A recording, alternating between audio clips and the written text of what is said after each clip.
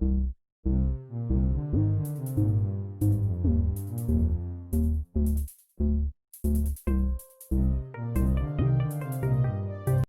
Students, welcome to my YouTube channel commerce classes by Vishal sir. आप सभी का मेरे YouTube channel commerce classes by Vishal sir में हार्दिक स्वागत है।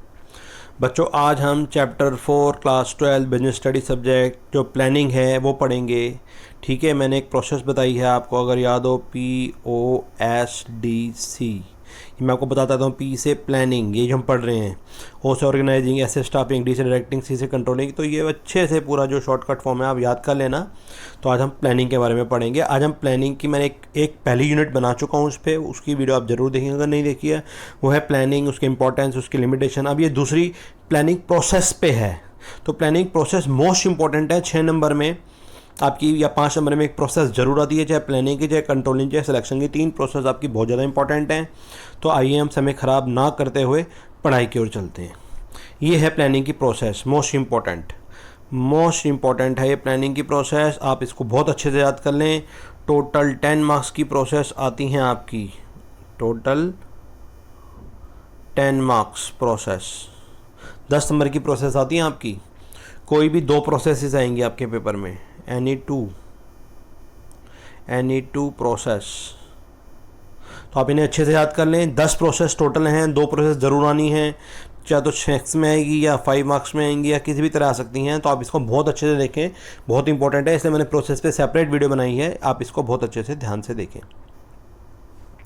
देखिए प्रोसेस, तो हम पढ़ रहे हैं, ये पढ़ रहे हैं प्लानिंग प्रोसेस, इंपॉर्टेंट है। पहला स्टेप क्या होता है इसका? Developing premises, this one. ये प्रोसेस ऐसे चल रही है, ऐसे दिस वन। आप क्या करते हैं, पहला प्रोसेस आपका ये वाला है, setting objective, this one, this one. ये पहला प्रोसेस आपका,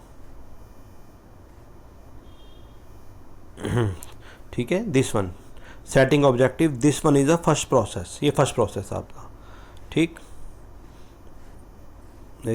दिस वन, सेटिंग ऑब्जेक्टिव, ये वाला।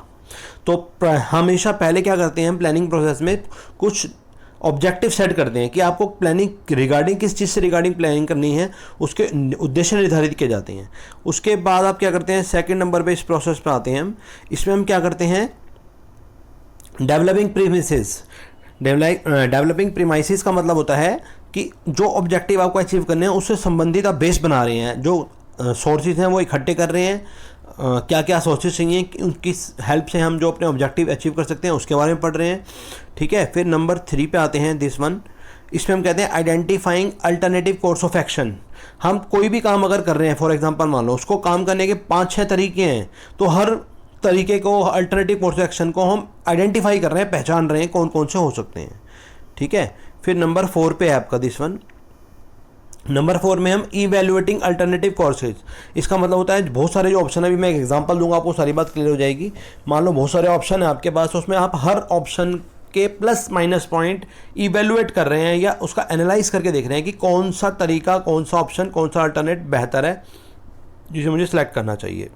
ठीक, और नंबर 5 पे आप क्या कर रहे हैं, सेलेक्टिंग एन अल्टरनेटिव। जो भी एक अल्टरनेटिव है उसे सेलेक्ट कर रहे हैं जो फाइनल आपने डिसाइड किया है। ठीक है, और उसके बाद इम्प्लीमेंटिंग दी प्लान। आप अपने प्लान को इम्प्लीमेंट करेंगे, उसके अकॉर्डिंग लागू कर देंगे। और उसके बाद नंबर 7 पे आप क्या करेंगे, उसको फॉलोअप करेंगे प्रोसेस को। तो ये 7 स्टेप की जो प्रोसेस है, ये पूरी प्लानिंग की प्रोसेस है। आइए डिटेल में पढ़ते हैं। अभी कहो तो मैं एक छोटा एग्जांपल दे सकता हूँ, आपको सारी बात क्लियर हो जाएगी। चलो दे ही देते हैं। मान लो you want to purchase a mobile. ठीक है, एक आप मोबाइल लेना चाहते हैं बहुत अच्छा सा, और लेना भी चाहते होंगे बहुत सारे बच्चे 12th में, तो अब 12th में तो खैर रहें, तो 12th के बाद ही लें तो ज़्यादा अच्छा है। मान लो आप एक मोबाइल परचेज़ करना चाहते हैं, तो सबसे पहले आपका सेटिंग ऑब्जेक्टिव आपने करा, हम बिजनेस का एग्जांपल ना लेके वैसे ले रहे हैं। आपने सबसे पहले सोचा कि मुझे एक मोबाइल ख़रीदना है, और वो मोबाइल मुझे ख़रीदना है 15K में या 10K में।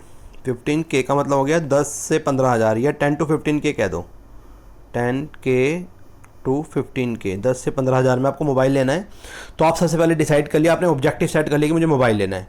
फिर आप बेस पैसे वैसे इकट्ठे कर रहे हैं तो उसके सोर्सेज से, मेरे पे कितने कैश हैं, कितने गुल्लक में हैं, पापा से कितने ने से, तो ये डेवलपिंग प्रेमाइसिस हो गया। नंबर 3 पे आप क्या कर रहे हैं, नेट पे जाके सर्च मार रहे हैं, identify alternative course of action, कि मुझे इस रेंज में 10 से 15 हज़ार तक में कौन कौन से अच्छे फ़ोन हैं, ठीक है, और कौन कौन से अल्टरनेटिव मेरे पास हो सकते हैं। सैमसंग का है, MI का है, ओप्पो का है, ठीक है, और बहुत सारी कंपनी हैं, बहुत सारे ऑप्शन देख रहे हैं, उसमें से आप सबको इवेल्युएट करके देख रहे हैं। नंबर 4 पे दिस वन, इवेल्युएट करके देख रहे हैं कि भाई किस में रैम अच्छी है, किस में रोम अच्छी है, किसका प्राइस अच्छा है, किसकी क्लैरिटी अच्छी है, स्पेसिफिकेशन, टेक्निकल स्पेसिफिकेशन किसके अच्छे हैं। फिर उसमें से आपने सेलेक्ट कर लिया 5 नंबर पे कि कौन सा मोबाइल मुझे लेना है, फिर आप उस मोबाइल को यूज़ कर रहे हैं और उससे आप जो भी आपको अगले कर रहे हैं उस काम को कर रहे हैं।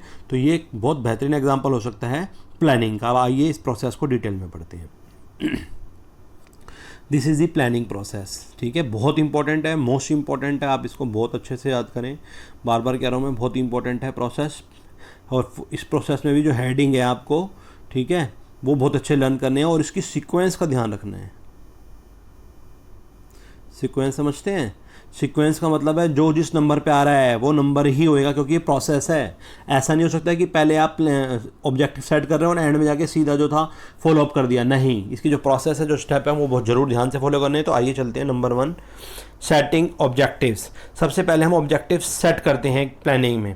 Objective specify what the organisation wants to achieve. Objective का मतलब होता है कि ऑर्गेनाइजेशन क्या अचीव करना चाहती है। फिर objectives can be set for the entire organisation के लिए भी हो सकता है, स्टेटेड टू ईच डिपार्टमेंट के लिए भी हो सकता है, विद इन द ऑर्गेनाइजेशन भी हो सकता है। Very clearly to determine all departments would contribute towards overall objective.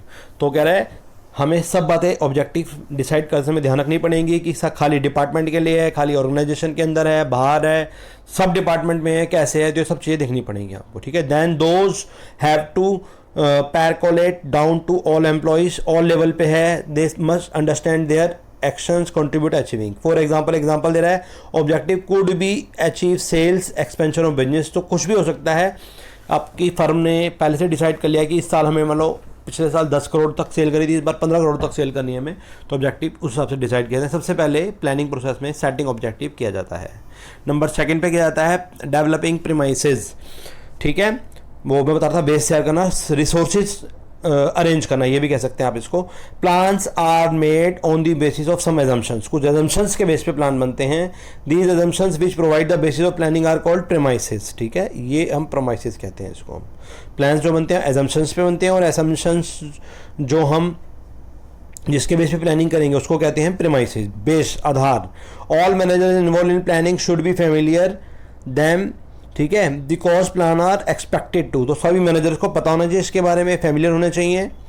Operate and reach their destination subject to this, ये हो सकते हैं। तो 2 तरह के प्लानिंग आपके प्रीमाइसेस हो सकते हैं। पहला है इंटरनल, दिस वन नंबर 1, और नंबर 2 है एक्सटर्नल। तो इंटरनल प्रीमाइसेस में क्या ध्यान रखेंगे कि कितनी कॉस्ट आएगी, कितनी कैपिटल आएगी, cost of product, cost of capital, machinery, profitability, ये सब ध्यान रखने पड़ता है। भाई कोई भी प्लानिंग करने के लिए हमारे पास पैसा होना चाहिए, तो इन सब बातों को हम ध्यान रखेंगे। और एक्सटर्नल में हम क्या ध्यान रखते हैं, टेक्नोलॉजी में क्या चेंज हो रहा है, पॉपुलेशन ग्रोथ कैसी है, कंपटीशन कैसा है, गवर्नमेंट की पॉलिसी कैसी है, ये सब बातें ध्यान रखते हुए प्लानिंग बनाई जाती है। तो ये इसके 2 स्टेप्स कवर होते हैं। नंबर 3 पे हम पढ़ रहे हैं identifying alternative course of action, जो मैं एग्जांपल दे रहा था आपको कि मान लो आप पे बहुत सारे ऑप्शन हैं, ठीक है, मान लो आपके पास ऑप्शंस हैं, बहुत सारे ऑप्शंस हैं, A, B, C, D, E। अब आप क्या कर रहे हैं, सबको आइडेंटिफाई कर रहे हैं, कितने ऑप्शंस हैं किसी भी काम को करने के, कितने तरीके हैं, ठीक है। After setting the objective, manager make a list of alternative की लिस्ट बनाता है, through which the organisation can achieve their objectives, as there can be many ways to achieve the objects and managers must identify this alternative course of action. तो किसी भी काम को करने के बहुत सारे अल्टरनेटिव हो सकते हैं, सारे अल्टरनेटिव को ध्यान में रखा जाता है, उसके बाद ही प्लानिंग की जाती है, ठीक है। तो ये सब पता होना चाहिए। फॉर एग्जांपल दे रहा है, मान लो सेल्स करना चाहते हैं हम, अपनी सेल्स बढ़ाना चाहती है एक ऑर्गेनाइजेशन, अपनी सेल्स बढ़ाना चाहती है, एक मैनेजमेंट टीम अपनी बिजनेस ऑर्गेनाइजेशन की सेल्स बढ़ाना चाहती है, तो वो क्या क्या ध्यान में रखेगी, ये ऑल्टरनेटिव उसके पास हैं, number A, number B, C, D, ये इतने सारे ऑप्शन हैं, A, B, C, D पढ़ते हैं। बाय एनहांसिंग एडवर्टाइजिंग एक्सपेंडिचर, वो सोच रही है एक ऑर्गेनाइजेशन की मैं अपना जो एडवर्टाइजिंग है वो बढ़ाऊँ, ऐड बढ़ाऊँ, ठीक है। नंबर 2, तो ऐड का मतलब एडवर्टाइजिंग एक्सपेंसेस जो पे करने पड़ेंगे वो बढ़ाएं।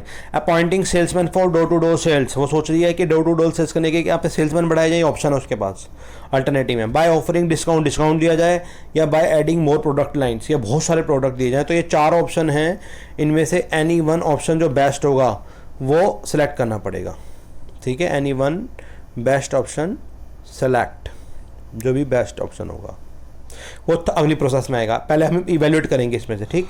Evaluating alternative course of action, तो हर कोर्स ऑफ एक्शन को इवेल्युएट का मतलब होता है उसके प्लस पॉइंट देखना, ऑब्लिक उसके माइनस पॉइंट देखना सबके, और जो भी बेस्ट हो वो डिसाइड करना। तो कह रहा है पॉजिटिव एंड नेगेटिव ये वाला एस्पेक्ट, इसको बोलते हैं इवेल्युएटिंग या एनालाइजिंग। पॉजिटिव और negative aspect of each and every proposal need to be evaluated to determine their feasibility and consequences in the light of each objective. तो किसी भी चीज़ के प्लस माइनस पॉइंट के पहलू देखना ही इवेल्युएटिंग करना कहलाता है। अब एग्जांपल देना, मान लो आपके फाइनेंशियल प्लान हैं, रिस्क रिटर्न है, ठीक है, ट्रेड ऑफ आर इंपॉर्टेंट हैं। जो अगर कोई फाइनेंशियल प्लान ले रहे हैं तो रिस्क रिटर्न देखने किसमें रिस्क कितना है, रिटर्न कितने % है, ठीक है, रिस्क की अचीवमेंट इन्वेस्टमेंट कितनी है, हायर द रिटर्न्स कितनी है, तो ये सब चीज़ें देखनी पड़ती हैं टू इवेल्युएट सच प्रपोजल। तो इससे आप कोई भी डिसीजन लेना चाहते हैं तो ऐसे ही लिया जाता है, तो इवेल्युएटिंग करके देखा जाता है, ठीक। नंबर 5 पे कह रहा है सेलेक्टिंग द बेस्ट अल्टरनेटिव, जो मैं बता रहा था आपको अभी, जो भी बेस्ट अल्टरनेटिव है उसको सिलेक्ट कर लेंगे इसमें, ठीक। Real point of decision making, सबसे पहले आप, ये बहुत इंपॉर्टेंट है, रियल पॉइंट तो यही है, क्योंकि कोई भी चीज़ छांट रहे हैं आप, चूज़ कर रहे हैं, 4 ऑप्शन हमने पीछे पढ़े थे, उसमें से आप देख रहे हैं कि कौन सा बेस्ट है, तो बेस्ट प्लान इसमें अडॉप्ट किया जाता है, फिर इंप्लीमेंट किया जाता है। आइडियल प्लान देखा जाता है, मोस्ट फीजेबल जो सबसे बढ़िया है, प्रॉफिटेबल है, जिसमें नेगेटिव चीज़ें कम हैं, वो देखा जाता है। मोस्ट प्लान्स में not be subjected to mathematical analysis, ठीक है, तो ये सब चीज़ें देखी जाती हैं। In such a cases subjectivity है, मैनेजर एक्सपीरियंस, जजमेंट, ये सब चीज़ें देखी जाती हैं। तो sometimes a combination of plans, कई बार एक प्लान नहीं होता, बहुत सारे कॉम्बिनेशन भी लिए जा सकते हैं प्लान के, एक बेस्ट कोर्स की वजह बहुत सबके जो अच्छी बातें हैं वो लेके उसके आधार पर काम किया जाता है। तो ये 5वां जो पॉइंट है ये मोस्ट इंपॉर्टेंट है कि selecting the best alternative. Number 6 पे पढ़ रहे हैं हम इम्प्लीमेंटिंग द प्लान। ये जो आगे चार्ट बना था उसके हेडिंग भी अच्छे से याद कर लोगे तो सारा याद हो जाएगा। इसको समझ लें, 2-2 3-3 लाइनें इसके अंदर की जरूर लिखें। उस बेस्ट प्लान जो आपने सेलेक्ट करा है उसको अब इम्प्लीमेंट कर देंगे आप। तो पहला कह रहा है क्या करेंगे, concern with putting the plan into action. जो भी मैनेजर है, जो भी रिलेटिव अथॉरिटी है, उसको प्लान को एक्शन में लाएगी। और इम्प्लीमेंटेशन के लिए हमें क्या करना पड़ेगा, manager start organising and assembling resources for it. उस प्लान के लिए जो भी रिसोर्सेज चाहिए वो अरेंज करेंगे और असेंबल करेंगे, उसके अकॉर्डिंग हम काम करेंगे। फॉर एग्जांपल दे रहा है, समझ जाओ, there is a plan to increase, arrow इसका मतलब होता है इंक्रीज, ठीक है, increase, to increase the production, to increase production then more labour more machinery will be required. तो वो एक एग्जांपल दे रहा है कि मान लो हम अपना प्रोडक्शन बढ़ाना चाहते हैं, कोई प्लान इम्प्लीमेंट करना है, उसके लिए ज़्यादा मशीन, ज़्यादा लेबर की जरूरत है। This step would be involve in organisation for more labour and the purchase of machinery. तो उसके लिए ये बहुत ज़रूरी है, ठीक है। और नंबर लास्ट और फाइनल है फॉलो अप द एक्शन। तो टोटल 7 स्टेप्स हैं आपने पढ़े इसमें, टोटल 7 स्टेप्स। ये मैंने आपको पहले डायग्राम बताए थे, 7 स्टेप्स हैं। तो उसको सबको अच्छे से आप याद कर लेंगे।